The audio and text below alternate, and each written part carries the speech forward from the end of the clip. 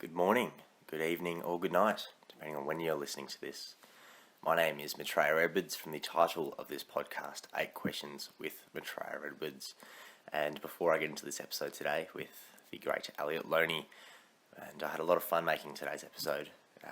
Not often do you get to talk to someone whose content you've viewed from when you're an early adolescent and have a cool conversation with them. So I thank everyone for their support, because I wouldn't be able to be in this position without the great people who are sharing around the podcast and giving good feedback and just giving it a watch in general. In fact, even if you don't like it, if you give it a watch, I'll still take it. I'd like to thank everyone who shared the Jimmy episode 2, because we wanted to get it in front of as many eyes as possible. And as I'm recording this, it's almost at 500 views, which exceeds my wildest expectations by so much. When I first uploaded the first episode, I expected legitimately 3 views, and I expected 2 of those to be myself. But to know that people actually enjoy what I'm doing is such a blessing. It is so cool, and I'm not going to take it for granted. And I would like to shout out all the great people who shared my last episode with Jimmy. For the record, disclaimer, I did have to text and prompt a lot of these people because I'm very desperate. So I thank you for putting up with my shit as well.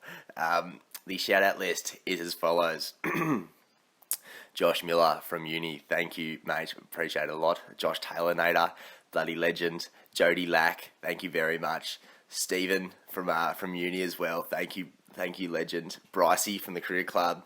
Jimmy from the Career Club, also episode 2. Thank you for Jimmy. Got me a lot of good notoriety, and he's just the best, isn't he? And if you listen to the last episode, I got a lot of messages just telling me how amazing this person is, and I couldn't agree more.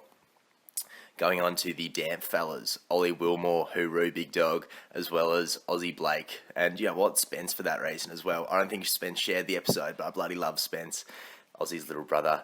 Luke Lil Negs 11, thank you for the share, mate, and also thank you for the records. Luke has very, very kindly he's actually given me Currents by Tame Impala on record. Just got a record player. He's also lent me a few amazing things. So Luke Lil Negs 11, I can't thank you enough. Ollie McCamley, I will see you out on the green soon, brother. George Scultus, his share really reminded me of year 11 school footy hit-ups. Azza, who got a shout out, and I texted him, and he very kindly shared out the episodes. So, Azza, brother, I thank you very much. The Off Man, Noah Stoffels, thank you very much, brother. The original backwards shape, otherwise known as Jake Robinson. Shout out to Tyler Mace, bloody love you, brother. And obviously our international listener, Campbell Golding. So it's very cool to have an international listener on the podcast, even if he moved from Australia back to England. And before I get into this episode, I want to talk a little bit about a theory that I've developed. I call it the big fish theory. It's got 2 principles. Ask and people will help is the first one. And also learn by doing, which is the motto of the class that I'm taking, Making Social Media. The big fish theory is something that I'm using with this podcast in order to try to get as much out of it as I can. And ask by doing, or asking people will help, which is the first principle, is asking people, you lovely folks, to share, and just asking as many people as I can to come onto the podcast.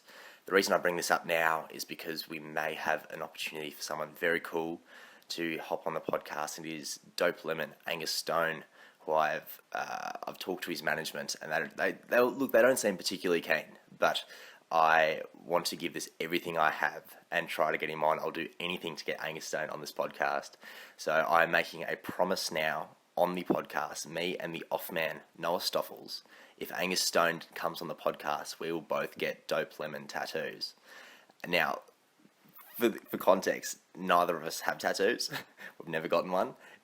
If you want to see us shriek and be in pain and be real wussies when it comes to tattoos, and you want to see us get lemon heads, around our ankles, give Dope Lemon a direct message and just say you'd like to see him on the podcast. If you do send him a message, screenshot it and send it to me, and if we can get him on the podcast, I will shout out all the people who messaged Dope Lemon on that episode. And I'll do it in front of Angus Stone as well, because that'd be pretty freaking cool.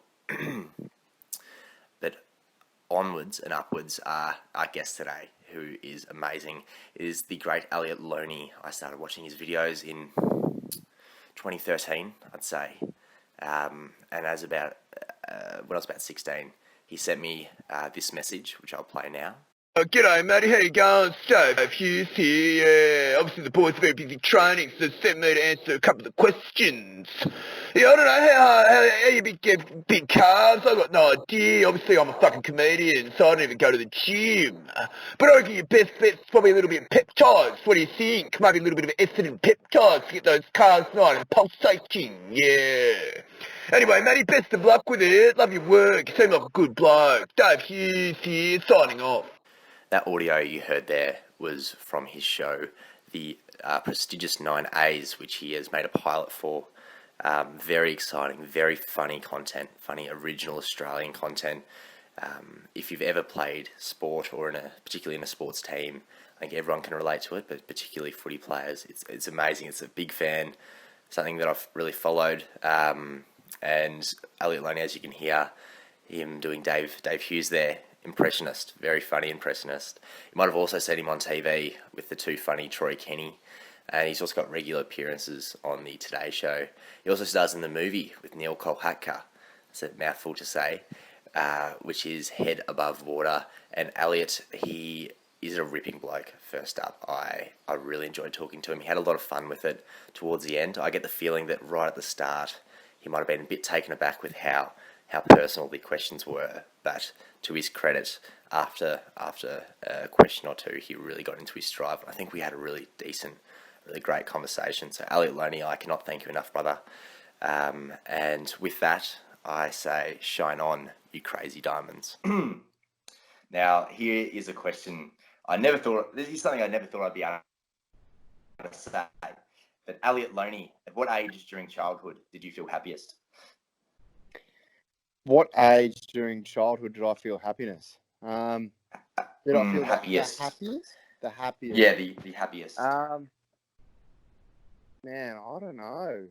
Well, that's a really difficult question. Probably like being like in primary school or something. Like I reckon that probably would have been like the best time when you just got no worries and you're just a kid and you're just rolling around, just doing whatever. That was probably the best time I reckon in my life. Well, it's one of those things where you think about just unadulterated joy, and I always look to kids, and for myself, I'm like you. Mine was year 6. I remember just being top of the school, footy every lunchtime with my best mates, going as hard as I fucking could, and just leaving nothing else there. In the same respect that the prestigious 9As, go out there and give their all. I gave everything on the year 6 playground.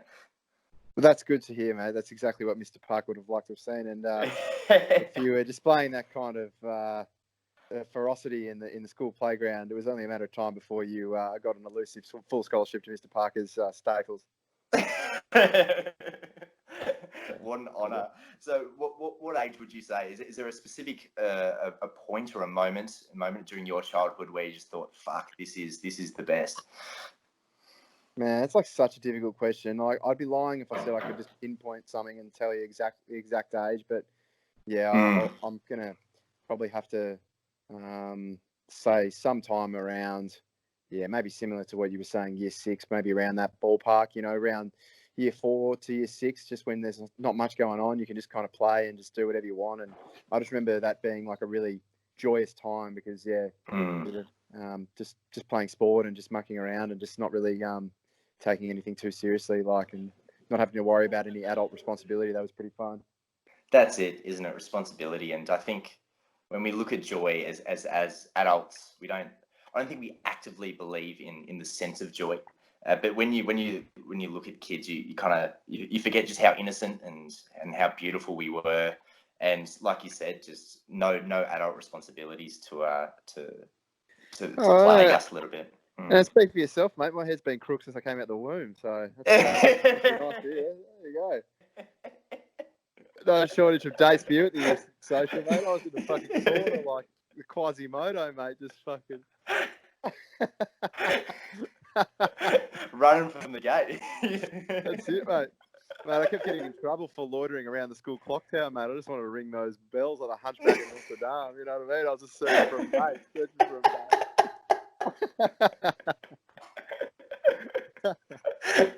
This is brilliant because when I've done this podcast before, the idea is to ask the same 8 questions and the same 8 people engage a sense of life and be able to tell your life story. But this is the first time I've interacted with a proper comedian. So then I realised everything is like it flips all the ideas that I had before asking the question on its head. So I came in thinking, yeah. Well, there's something quite beautiful in that. It's what's great about asking the same 8 questions to everybody is you get to see the distinctly Elliot Loney and your characteristics and what makes you who you are. It's on full display. So I do like it, actually, and you're doing well. Oh, thanks, man. Appreciate that. Yeah, good man. Beautiful. What has been your greatest life challenge, Elliot Loney? Oh man, like that's yeah. These 8 questions, mate. You're making me easy, are you? No. Maybe I should have prompted that. It's not going to be softballs here, Elliot. Yeah, gee whiz. All right. Well, I reckon, to be honest, yeah, it'd be getting the prestigious 9As made. To be honest, yeah. Like I've seen. Can you run me through the process of that a little bit? Well, it's just like the sheer cost of animation and just how difficult it is to like I've got a very clear and concise view of how I'd like the show made and how I'd like the show done and who I'd like to work with and where I see it in the future. And like it's really actually quite difficult to explain that in like a really vivid way in which like investors and people with the money to make those dreams a reality especially understand, you know. Are you able to pitch these ideas to people who are fans, or are these big execs who they look at money and they look at business and they look at how much could a product bring in, how much could a show bring us? More so execs, and like the thing that's really frustrating about the entertainment industry is like a lot of people will like sort of spit on you when you're when you haven't really done much or you're just kind of on your way up, but then as soon as you're hot property, everyone wants to be your best mate. Everyone wants to know you. And everyone wants to talk to you. So it's like it's sort of frustrating, like when you're just a little fella just swinging the bat around, which is sort of like how I felt for quite some time. Like I feel like I've got a really good idea here. I just need someone to sort of back it, and I know that it'll be successful. It's just trying to get that opportunity. But one of the biggest issues and the hurdles that I have with it is just the sheer cost of animation and how expensive it is. And people want to take risks, but they usually want to take calculated risks. And when it's that much money on the line, it can be difficult to convince someone to roll the dice, especially even really wealthy people with the money, you know. Well, I like what you said in that it's about I can see the show being very big because as a sports fan, as someone who's worked in a team sporting environment. And even because I've played football most of my life, even if I haven't played football, if I played like yourself tennis, I can relate to a team culture sports setting. And you bring characters from different sports and high profile people that everyone can recognise, and you put them in this wacky year 9 environment. Yeah. I think it's an interesting time as well. Like it's a really interesting like age group I think to focus on. Because there's not really many shows that delve into that age group and sort of showcase that awkward sort of transition period from, boys to men. I feel like year 9 is quite a pivotal time in transitioning from a boy to a man. It's sort of a lot of first time experiences in year 9. I remember for myself anyway. So it's interesting to play on that and it's I also agree. There's not enough animations, especially like adult animations, that focus on sport and showcase sport in a really, really positive light. Because as you just said, you can be a massive sports fan and really understand it and get around it, but you can also be someone who doesn't necessarily like sport or gravitate towards sport and still get around it because you go, oh, this is so true. Like this is what sports people are like. So it's something. Oh yeah, it's humanizing. And when you Yeah. think back to a year 9 Elliot Loney, what do you picture? Did you get up to much mischief back then? Yeah, man, I've always been the class clown. I was always like just out of control, and I was constantly in the detention room and mucking around, and I found myself in a lot of mischief all the time. Like I really didn't deal with authority very well, and I was just a real bit of a troublemaker. But I was always just into gags and causing mischief, and it's always been me. So yeah. Any highlights in that reel? Do you think back to one where you're like, fuck, I got it pretty good there? Oh, it's hard to say, like on the fly. There's nothing that really springs to mind. I'm sure, like some of my peers, like, or if you spoke to people that I went to school with, they would have been like, "That guy was fucking insane." But like, I remember like just constantly, like I would always like take like for example, if a teacher left the room, I would always just get up in front of the class and start impersonating them and just like fully taking the piss and stuff like that. So like the impersonation sort of side of things and doing that kind of stuff, it's always been in me and always been something that I've done naturally. So it's no surprise that I'm kind of doing it now. I think I was watching, I believe it was the Today Show, because I don't want to pry, but I've done a little bit of research here. In fact, in my research, I can tell you you're the 79,187th most popular celebrity on famous birthdays. That's huge. That's huge. I mean, I don't want to put pressure on this podcast, but you might be able to bump you up. Might be able to bump you up one or two on that. Yeah, that's unbelievable. I mean, far out. Is that just in the comedian space, or is that just in like the celebrity space in general? According to famousbirthdays.com, I think it's just famous space in general. There was some weird stats on there. 79,000, did you say? That's actually not bad. 79,000. I'm actually pretty happy with that. I thought I'd definitely take that. You got like a little I don't know if you read your own work. You got a little bio on there, and you got everything, mate. Far out, man. I'll have to have a gander at that. That's unbelievable. But I was looking at the Today Show, and you were saying with the impersonations, obviously a very big part of your professionalism. You learnt just by being in a room alone as an only child, trying and practicing. Is there some truth to that? Yeah, I was just trying to sort of take the piss a bit, and Carl Stefanovic just smacked me across the head. It was pretty funny, actually. But yeah, definitely, like, there's some truth to that. I think obviously it was a tool for me to make friends and socialise and stuff. Always liked relying on humour for that kind of thing because being an only child, spent a lot of time alone, and of course, even family holidays and stuff, I had to make friends. Otherwise, I'd spent like 2 or 3 weeks just by myself. So it was a bit of a different, I guess more unique than usual, the upbringing, because you don't really find too many only children these days. Most people do have siblings. So in typical Australiana culture, it's an only child. I think who was it? I think it was Bob Murphy put it well. This is unrelated. I'm not trying to hit you here. No. He said you can tell straight away when someone plays a single person sport. You can tell, when you look at Kyrgios, you can tell he doesn't. He does play in a team sport in doubles, I suppose. But you can tell straight away when someone is an only child or is in a single team sport. There's certain intricacies that they have to work towards to socialise in general. Absolutely. I think, that's one of the greatest things about sport. It teaches you a lot, like team sports in particular, teaches you a lot of really great values and a lot of, I think, great life skills as well, almost, that you can take with you for other things. I think, that's very true. What did tennis see you? Sorry, I cut out a little bit. What did tennis teach you? I played, like, obviously, probably similar to you. I played a bit of tennis and footy. Tennis was my main sport for sure.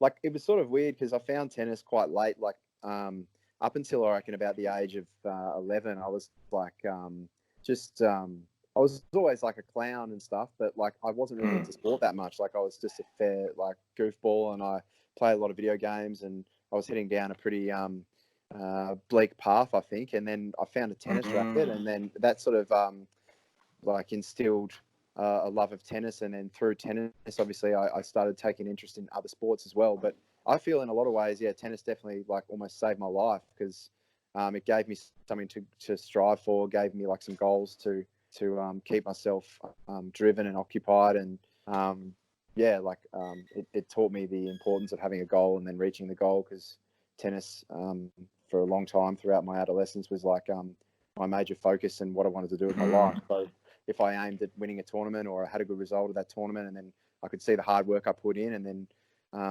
saw that it was paying dividends, I knew that I was, I felt really good within myself. It's sort of like taught me that you got to work for what you want in life, and if you put in the work, you'll eventually get the results. And I reckon you've taken that self-discipline into the comedy world a lot, because I was thinking about all the things you've done. I first saw your work in Man vs Metro on Kinne. I used to, Kinne was the shit, man. I want to know how to get onto that show, because it was on in, I want to say 2014 or so. Yeah. But I believe it was on YouTube as well. That was when I was first exposed to the great Elliot Loney. Yeah, man. Like that was quite some time ago, I guess, with Troy and Max. So it's interesting. Max Price, who does a lot of work with Shouts to Max Price. I am a fan of Max Price. Big fan of he does the getting scooed on Instagram. Big fan of Max Price. Yeah, the schooner thing. Yeah, I've seen that actually. Yeah, it's funny stuff. So Maxie and I actually went to high school together. So we were in the same year, like sort of in high school, and we were pretty close mates. And after high school, I started doing, like, this is before I even started doing stand-up comedy or impersonations. And I was still doing impersonations, but I wasn't doing like videos on YouTube or whatever. But I started doing just prank calls on Facebook as like Morgan Freeman and Bear Grylls and some of the impersonations that I did at the time, just for my personal friends. And they started getting a lot of traction on Facebook. And he actually reached out to me and was like, "Hey man, like I'm doing some video production stuff at the moment, no comedy stuff, but if you wanted to, collaborate at some point and I can help you make a few videos, let me know." And I had this idea for Man vs Metro.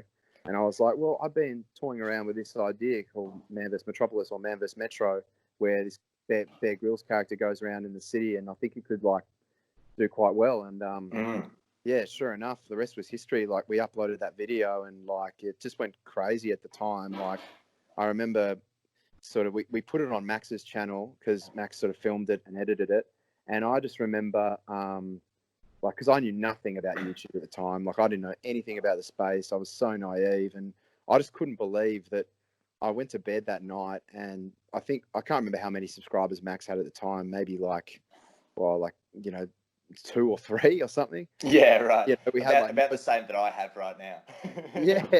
Well, we had like no idea at the time, and then like all of a sudden, within the space of 24 hours, I just remember waking up and going to the YouTube channel and just refreshing it, and it just had so many views. Like it was like 150,000 views. It was trending. It was no shit. Yeah, overnight. And like from a platform with no subscribers at the time or no base, like it's amazing that it got that much traction.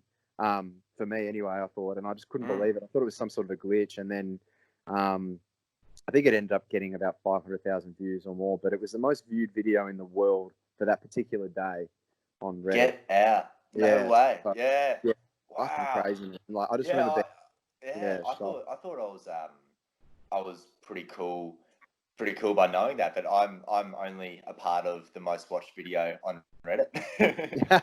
Yeah, well, I think it only lasted on like a day. I think it was just for that one particular day. Sure. But yeah, like I just remember, like obviously then on the Max Price channel, he got a lot of subscribers off the back of that, and we started working as a team, Max and I, just on that channel, and like that kind of formed Priceless Productions. Max stopped doing. I think he was actually doing like living legacies for old people, which was an interesting business where he'd make like tributes for people's lives, and then he moved away from that and started Priceless Productions, and then we started working, just doing funny videos on that YouTube channel, and then I don't know how, but Max got in touch with Troy. Either they met through a mutual friend or something like that. It might have been Alex Williamson that put them in touch. I honestly can't remember to be 100% certain, but I just remember we met Troy, and then the three of us started working together, and then sure enough, Troy got a TV show not long after that, and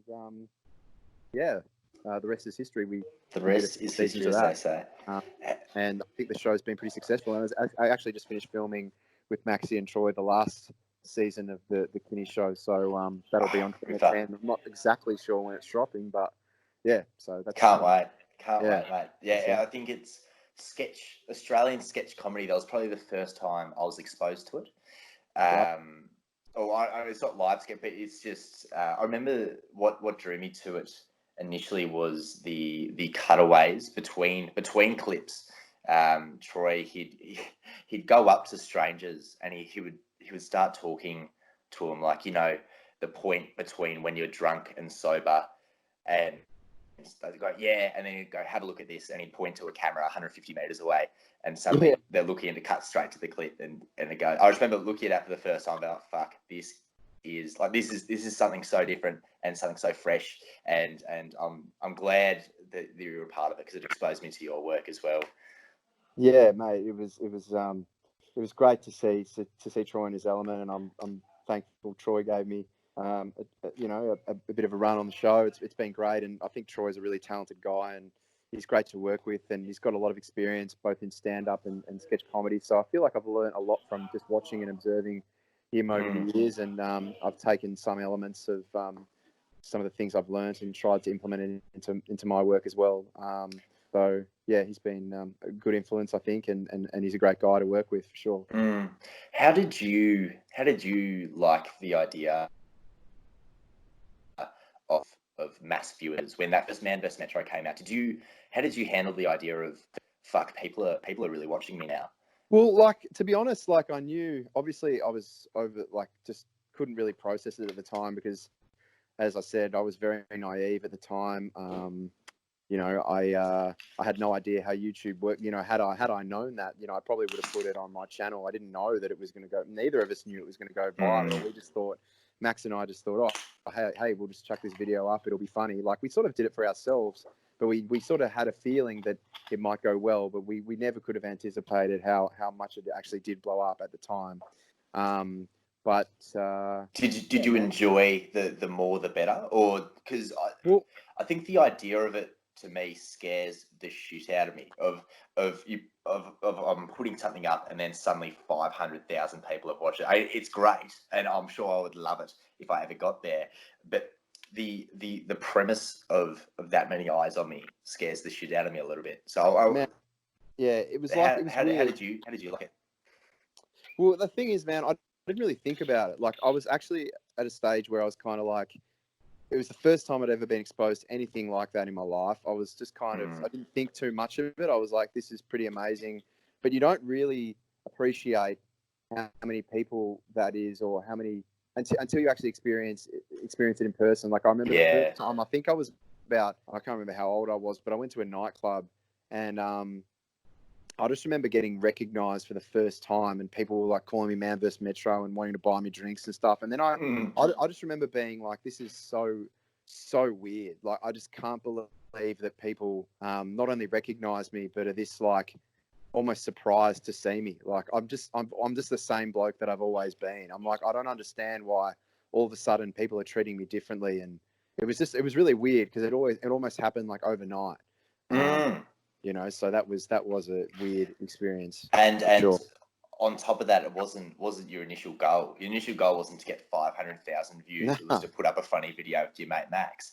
Yeah, absolutely. Yeah, it was just Max and I sort of goofing around, and then obviously, like, it set off this, like, chain reaction. And I think, in a way, obviously I'm speaking on behalf of Max here. You'd have to get his own opinion on it, but I think in a way it actually changed the course of both our lives.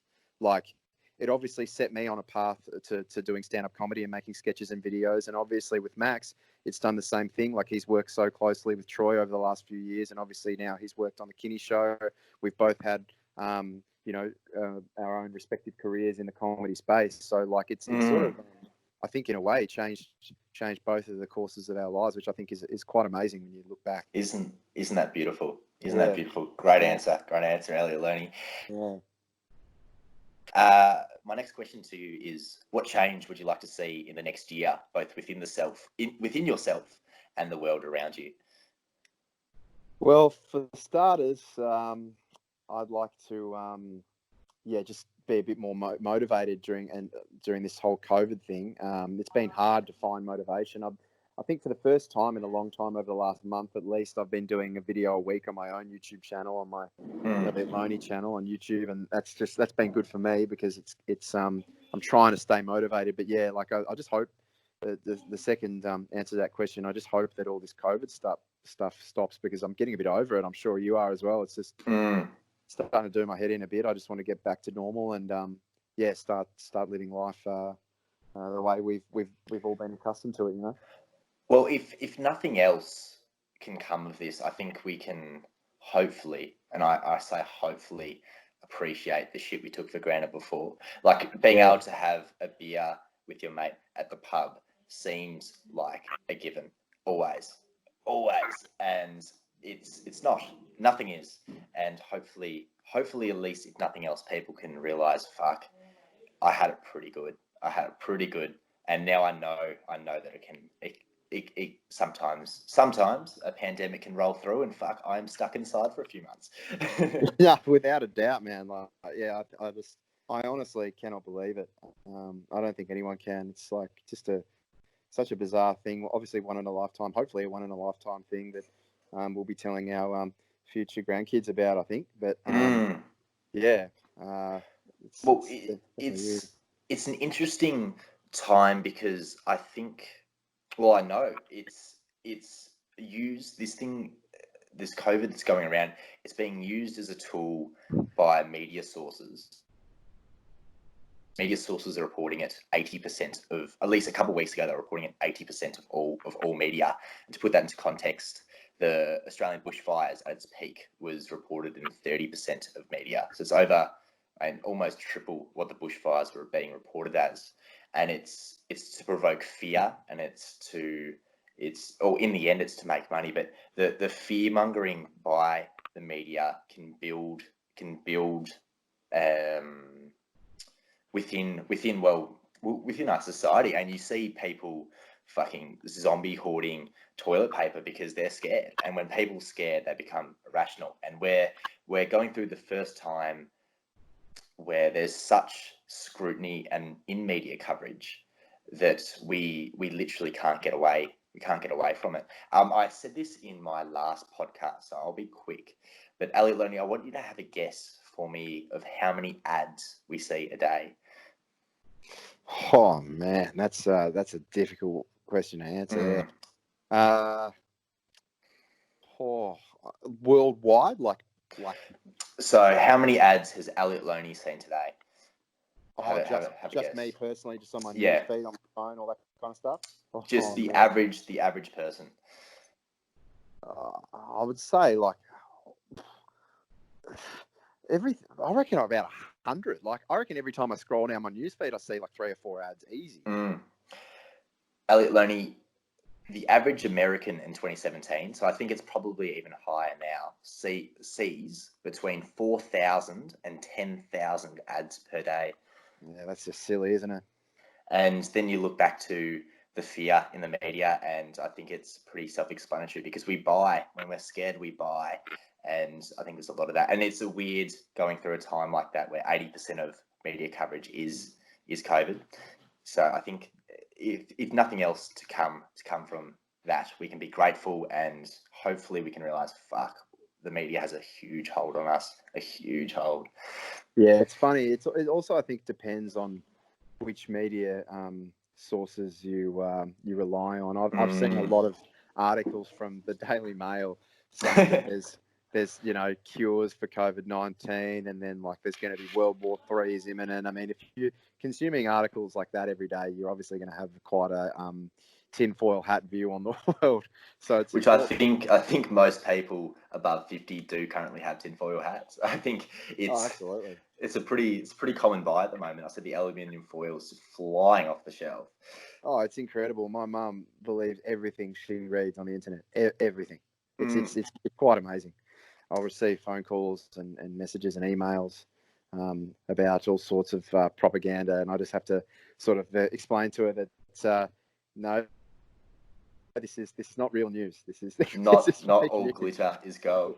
Yeah, that's it. That's it. Beautiful.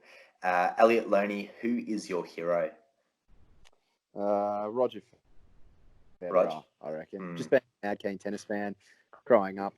Roger. Have you gotten to work with Roger? Unfortunately, I haven't. But probably one of the best experiences I've had in my life was when 2017 I went over. I did some stuff for Eurosport and Tennis Canada for the Rogers Cup and the US Open. And while I was in the Rogers Cup in Montreal, it's an ATP 1000 event. I think about a few months prior to that, I got a photo with Roger Federer at the Australian Open. I was there with my good mate Thanasi Kokonakis, and Thanasi's done a couple of training blocks with him, and they're pretty good mates on the tour. And Thanasi was having a chat to Roger and his coach, and it was just me, Roger, Thanasi, his family, and Thanasi's coach. So there wasn't many people in this room, and they were having a chat. And then, sure enough, Thanasi had to go somewhere. His coach disappeared, so it was just me and Roger in the room. And I walked over to Roger and I just said, "Hey, mate, look, like, you're the GOAT. I'm a massive fan. Do you mind if we get a quick selfie?" And he was so polite, so nice. Obviously, just we took the selfie, and I didn't think anything of it. And then in the space from the Australian Open to the Rogers Cup in Montreal, I'd done quite a few Rafa videos that had garnered a lot of attention on social media, and particularly through the tennis players, the locker room chat or whatever. And I was in Montreal, and crazy story. I was coming down the stairs in Montreal, and I noticed like the paparazzi and like a lot of clutter was coming up from the stairs. Like I knew someone notable was making their way up the stairs, and I saw the cameras flashing, and I heard like the press trying to ask him questions as he's making his way up the stairs. And sure enough, it was Roger Federer, and I thought, oh, okay, I better keep my head down and just get out of his way, obviously. And I sort of shuffled out of the way, and I looked down my shoes, and I just noticed that the media scrum and everything had come to a halt. And I looked up, and it was Roger Federer, and he was looking me dead in the eye, and he goes, "Hey man, it's really good to see you again," and shook my hand, and like gave me like a nod of approval, like, you know, I've seen, you know, I know who you are, I've seen your Rafa videos, you know what I mean, and just like walked off. And I just couldn't believe it because, like, you know, growing up, he was like a poster in my room. Like I had posters in my room as a kid. Like I idolized the bloke. So that was an amazing experience to not only meet your hero, but get recognized by your hero. Like that's something I'll never forget. Yeah, beautiful, Elliot. And Yeah. what an opportunity. Can you talk to me a little bit about your work with Tennis Australia? Because if I'm not mistaken, it's been more than 1 year, but it seems to me at least your role's getting bigger each year as Tennis Australia. At least I think that they're trying to go towards an internet route, and you're the perfect candidate, obviously. But you've done a lot of Nadal videos, and you've appeared on a lot of stuff to do with Tennis Australia. How did that come about? Well, yeah, it's funny, man. So like, actually, a lot of the stuff that I've done for tennis has not actually been through Tennis Australia. It's been mostly through like Eurosport and my own online videos, and the Today Show have been really good, and Channel 9 and stuff like that. Because it's interesting, man. Like I know a guy at Tennis Australia who's the head of social media, and he's a nice guy. His name's Justin Visser, and we've become pretty good mates. And he's trying to get me a role within Tennis Australia, but there's quite a lot of bureaucracy and a lot of you know, like smoke and mirrors and stuff like that in a big organisation such as Tennis Australia. But you know, obviously, I'd absolutely love to work with Tennis Australia, and I think, as you said, I would be a really good candidate just because I have such good relationships with so many of the big name players within tennis, like Nick Kyrgios and Thanasi Demonar and all those guys. You know, I know them so well. I feel I can get like really good candid interviews and you know, really Definitely extract some different sort of information that the mainstream media might struggle to get out of guys like that. Not many people who can report go on the circuit with Nick Kyrgios. Yeah, exactly. So, you know, I've had a really real insight into the way these guys behave, and I think a lot of guys, especially guys like Nick, have been, I think, in my opinion, misrepresented by the media a lot. I've seen him do some really, really good things off the court, and it would be great to sort of showcase to the Australian public and people who might be offside with a guy like that, and just show that he's actually a really good bloke. You obviously just need to you know, see it from a different perspective and from someone who knows him well. I can say that, yeah, he is a really good guy. So, isn't it that where when we look to sport, particularly in Australia, we expect a winner to be a certain mould, a very specific mould. It has to be someone who who is clean cut with flair, but a really specific kind of flair, like a Hewitt at the end of his career. Oh, yeah, not at the start of his career. Even Federer was criticised, I hear, Absolutely. towards the start of his career, just for flair and brashness. And I think in a lot of their cases, I think in all three of those people, Federer, Hewitt, Kyrgios, it's their normal. It's that they've always been the prodigy and the focus and the build up, and that's what they're used to. So then you look at a media trained, Pendlebury or someone like that who won't give you anything but will say a nice answer. That's more appealing to the Australian public because he wins and he doesn't stir much. Well, it's interesting. Like, I think, and we were talking about earlier, like the influence that sports and team sports and singular sports has on certain athletes. And it's interesting you bring up Scott Pendlebury there. Like, I think with a guy like Nick Kyrgios, he is in a position where he can be outspoken and he can say controversial things and speak his mind because he's in an international sport where there's obviously more opportunity for sponsorships for him personally. And it's a global sport, which enables him he doesn't have to worry too much about, offending certain minority groups. He can sort of just be the way he is, kind of like a John McEnroe-esque type character. But a guy like Penn, who's part of Collingwood, I think it's more difficult for AFL players to be brash like that for two reasons. I think Australia is very tall poppy and they kind of don't like it when someone goes against the mold, but also they don't want to. The AFL are very big on, like, obviously media training their players and making sure they don't say anything too outlandish and brash that's going to affect their cause or create unnecessary media that might distract their players from the common goal or the unanimous goal of trying to win a flag or something. So it's quite different and quite unique. And the second thing that I'll add to that is you can see with Nick, especially how much of the basketball being a massive influence in his life has influenced his tennis. Like, he plays as if he's on a basketball court, really. How do you mean by that? Well, if you look at the way he like swaggers around the court and like he gets under his opponent's skin, and it's like a lot more mental warfare for him, and he moves almost like a basketballer out there. Like, he's so athletic, and there's a lot of, you can really see when he plays, he's got that like sort of basketball flair. And if you're someone who's grown up watching a bit of basketball and understanding how that sport works, you can see that mentality and that sort of aspect of him and how he brings that out on the tennis court. I think that's really interesting. And going off what you said earlier about the influence different sports have on certain people. So I think he's brought that team sport and sort of molded his tennis around that, which I think is really cool and interesting. And I think that's, a lot of the elderly population or people that might not understand that probably look at Nick in a sport that's sort of pretty old hat like tennis and go, they're offside just because of the way he behaves. But I love it personally. I think it makes tennis exciting, and love him or hate him, you're going to watch him. His box office. So I mean, yeah, not many tennis players are going to say I banged your girlfriend whilst on the court.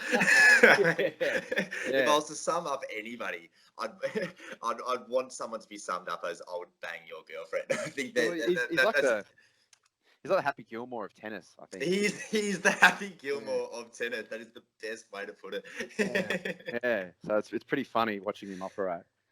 Yeah, beautiful. I just think back to, I believe it was Kyrgios who he had a beer at a press conference straight after, and someone's trying to ask him a question, but he's holding him because he's sculling the beer whilst making eye contact. Yeah, you can't buy that stuff. It's not quite. Who was Gilmore fighting? I forget who Gilmore fought, some TV personality, but Bob sculling Barker? a beer in front of the media. Bob Barker. It's definitely the Australiana version. Definitely. Yeah, absolutely, man. But yeah, as I said earlier, going off, he has done some great things. Like, I personally remember being in Montreal with him in 2017, and we were out one night, and it was quite late, and we walked past a 24-hour Macca's, and there was like a homeless guy on the street, and Nick just handed him like $100, like it was like $100 Canadian dollars and just gave it to the guy and just like didn't say anything, and we just kept walking, and I just couldn't believe it. I was like, man, you just gave that guy like $100, and like, well, and he palmed it off as if it was nothing. He's like, yeah, man, he needed it, like, you know. Yeah. And I just thought that was like incredible. Like, he didn't do it for any other reason, like other than he just wanted to help that guy. And I just thought that was like a side of Nick that you don't get to see, that charitable side. So, you know, it's a shame. It's almost like the media or people, I'd say journalists in the media don't want, so they want to run a specific narrative about this guy, and it's pretty hard to change. Once someone gets an idea of you, you have to go off that identity, that image, and people don't want to, at least journalists don't want to print stuff of him being good, because that would clash with the public view, and it would but it's needed. Like you said, we need somebody like yourself who Nick, or who people like Nick can speak candidly to, and be humanized, and not be so polarizing in how they're presented. absolutely. I think it's exactly right, mate. Yeah, that's it. Elliot Loney, how do you want to be remembered? That's an interesting question, man, because like I feel like how do I answer that? This is gonna be a difficult question to answer. These questions are quite good, man. I got to tell you, these questions are blowing my head off. I appreciate it greatly, mate. I truly appreciate that. I think if I'm being honest, I've always kind of thought I'd like to leave behind a legacy, but I don't necessarily think or believe that will be Elliot Loney's legacy. I can see my legacy being something like a vehicle like the prestigious 9As, like a show that I can use all of my gifts and sort of lend it towards something that can be timeless and enjoyed by generations of people. And I think, you know, like if I look at all my heroes like Matt Groening, Seth MacFarlane, Trey Parker, Matt Stone, all these guys, that they sort of put their egos aside, and they created vehicles which they were really passionate about, which in turn they were able to latch on and ride the coattails of that vehicle to create their own success. And the same thing can be said about Jerry Seinfeld. You know, Seinfeld got that show. You know, so that's something that I think I want it to be less about Elliot Loney, and I want to create the best show that I possibly can in something like prestigious 9As, and I hope that show will be remembered for years to come, or something that I create will be remembered for years to come, and then in turn that will be like my legacy and something that I'm remembered for creating a really great show or something special. Well, I can tell you from personal experience, and because I was trying to find the audio to play, but it wouldn't connect before, just for context. But you sent me a video. I would have been about 16. That sounds really bad. That sounds shocking. No, with prestigious 9As, I remember you said, shoot us a message and I'll send you an audio recording doing a character, and I've been a big fan for a long time, which is so crazy, and I'm so thankful that you're on here today. But I sent the video. I was looking through the message that I sent, and I was so nervous. You can see in the message I sent. I'm like, oh well, if you don't have the time, don't worry, it's all cool. I was just prepared for failure, prepared to be brushed off. But you sent me a video of you, an audio message of you impersonating Dave Hughes, and at the end you said, Matty, you seem like a good bloke, and keep going on. And I remember the smile on my face for weeks, for days and weeks, and it was I played that message over and over because one of my heroes, one of my big influences, had noticed me, and I think I hope with everything in my being that this, hopefully, at least for me, the prestigious 9As takes off. But if I know a project of yours will make it like you said, and create a legacy. But I'll never forget their attention to detail and the love for the supporters that you showed.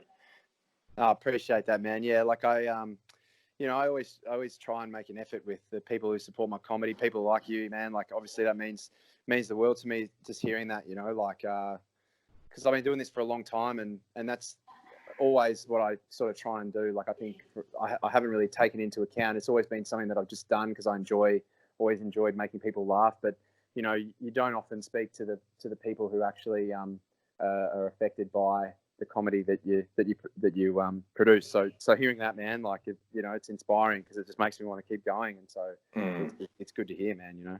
Good, perfect. Elliot Loney, what is the first song you'd pick in the soundtrack to your life?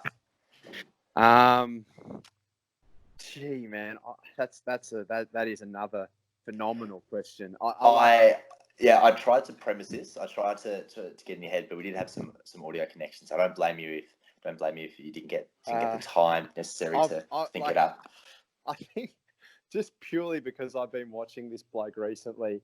I've been going down the isolation rabbit hole on YouTube, as I'm sure a lot of people at home are, and I'm sure whoever's listening to this, I have no doubt, has spent hours and hours into the early hours of the morning at 3 a.m. just trolling through YouTube videos when they should have been asleep.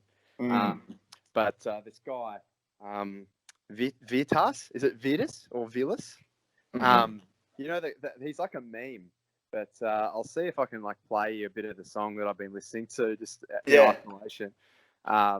It's pretty hilarious. But you'd know the bloke. Well, what I'll do is what I do on these episodes is I play the song right at the end of the podcast, so it'll be played. It'll be played in the final product anyway. So I will find this clip. But can you explain to me what this song brings? It's just absolutely outrageous. Like the thing that I like about it the most is at first I thought this guy was like, because I kept seeing him in memes and like all sorts of like sort of recycled videos and like sketches and stuff that people had made off the back of this video. And I thought at first, before I dug him up, that he was just like a meme or some sort of comedian or something. But after I looked him up and did a bit of research, I actually found out that he was really, really talented and almost in a way underappreciated. I know he's a big star in Russia, and he was huge in Eurovision in the early 2000s and stuff. But I think he's extremely talented, and I think that the thing that I like most about it is it's really innovative, and there's absolutely nothing else like it anywhere I've ever heard or seen. So I'm so keen to check this out. Yeah, I like that. Yeah, provocateur.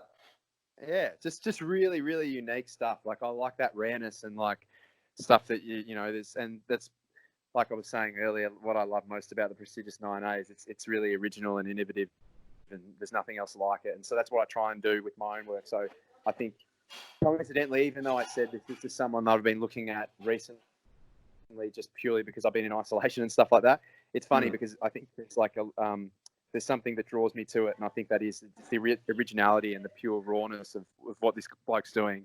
So there's a lot of you in that song. It sounds like. Yeah, it's just I like the pure brashness and courage it would have taken to do a song like that in a time like that. I think I like that. I identify with that.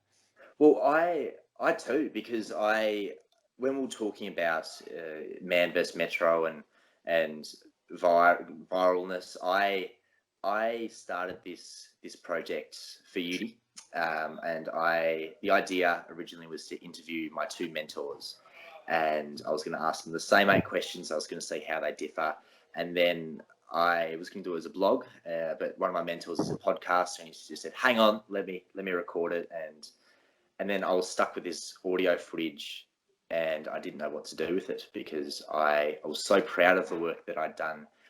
Yet I was so fearful on what people might think. But I put it on Facebook, literally expecting no one to watch. But it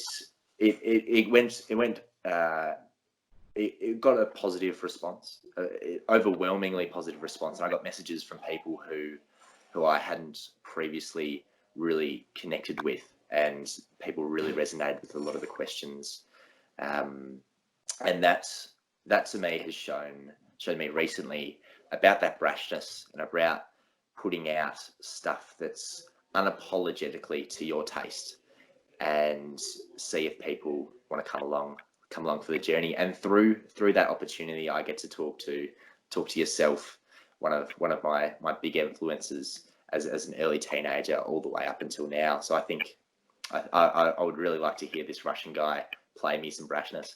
Yeah, I've just looked it up. It's called Vitus, the seventh element. So it's bloody interesting. It's a bloody interesting song, but it makes you laugh, and then it also you cannot if you're hearing it for like the first few times, you kind of go, "This is actually not a bad song." Yeah, but, right. But yeah, like it's interesting hearing you say that. I think anything worthwhile is definitely on the other side of fear, and that's something that I can definitely tell you from experience. Even if you do fail in trying, you learn really valuable lessons, and that's something that I can certainly say has happened with my stand-up comedy. All of the lessons and through all the sport that I played as a kid, I learnt the most through the losses and the down times. More than I ever did winning or through the good times. So yeah, it's good, man, and I'm glad this podcast for you has been successful. And yeah, it's good on you for having the courage to get out there and give it a crack. Because yeah, that's Cheers, brother. yeah, I appreciate it a lot. Yeah, And I think with that, thank you, Elliot Loney, for answering my questions. You've been a great sport and a brilliant candidate. And on that note, shine on, you crazy fucking diamond. Thanks, bro. I appreciate that, man. Thanks.